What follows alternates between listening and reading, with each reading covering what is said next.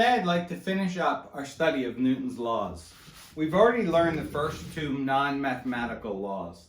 Law number one, which said when you had no outside net force, like a car on an icy road where it cannot generate any friction, an object at rest would stay at rest and an object in motion would stay in motion at a constant speed in a constant direction.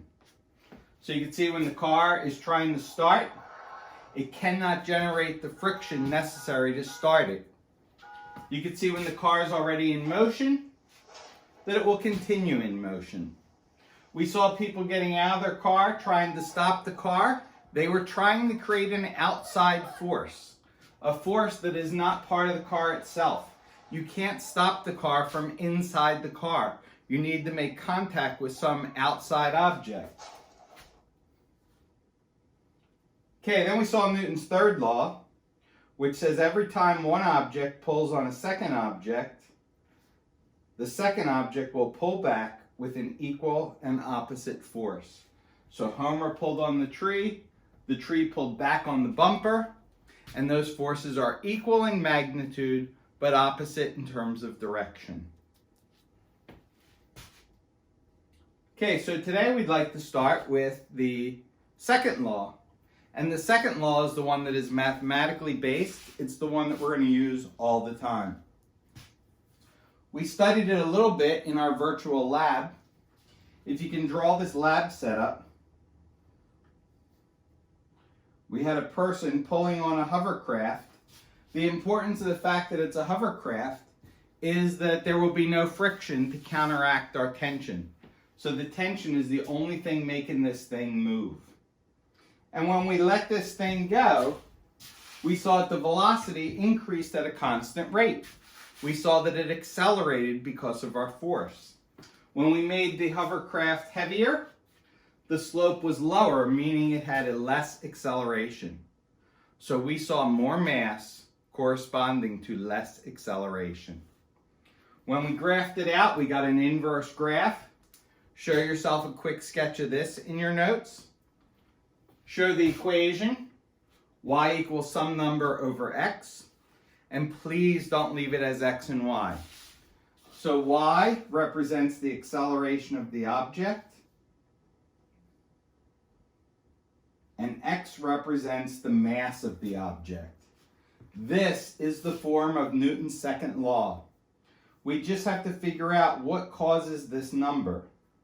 And it turns out that that number is dependent upon the amount of force, net force, that I put on the object. So box this off as one of the most important equations of the entire year. And this is Newton's second law. Acceleration equals force net over mass.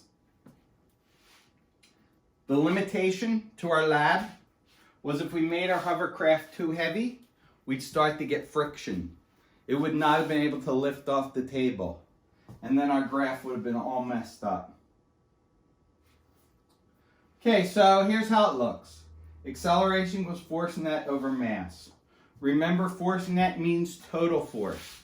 So if I had a tension of, let's say, 10 newtons and a friction of, let's say, 3 newtons, I would plug in for my force net 7 newtons. That's all. Force net, total force.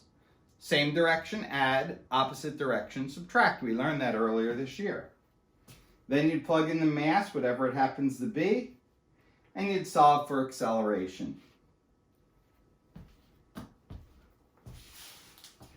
Okay, so let's actually try one and see how you make out. First we have the school bus, and when our school bus accelerates, you know it's going to be a low acceleration. It's not because it doesn't have a powerful engine, it does. It's because it has a large mass. So the larger the mass, the lesser the acceleration. The stronger the force, the faster the acceleration. So here's the one we want to try. We got a block with a mass of 2.8 kilograms.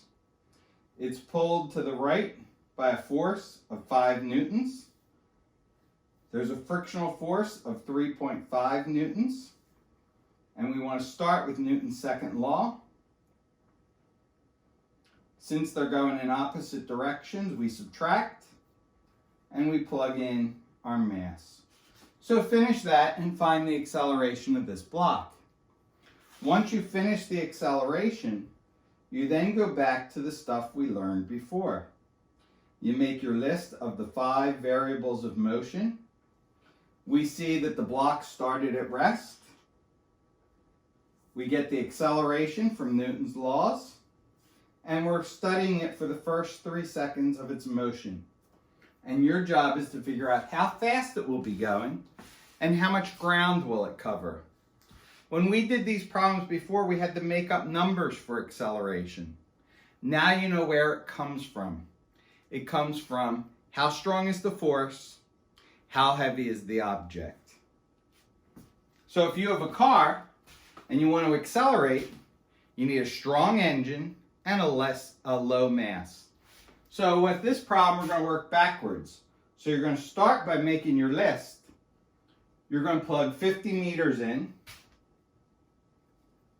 You're going to have an initial speed of 0, a final speed of 60 miles an hour. Turn that to meters per second. Use your equations from before to get acceleration. You then take that acceleration, you put it into the Newton's law equation, use the mass of the car plus whatever's in the car, and you could solve for the strength of the car's engine. A great simple way to figure out how powerful is your car. How much force can your car generate? Okay, so I hope this is clear what we're doing. We're combining what we did before with Newton's second law to be able to solve a wider variety of real life problems. Good luck.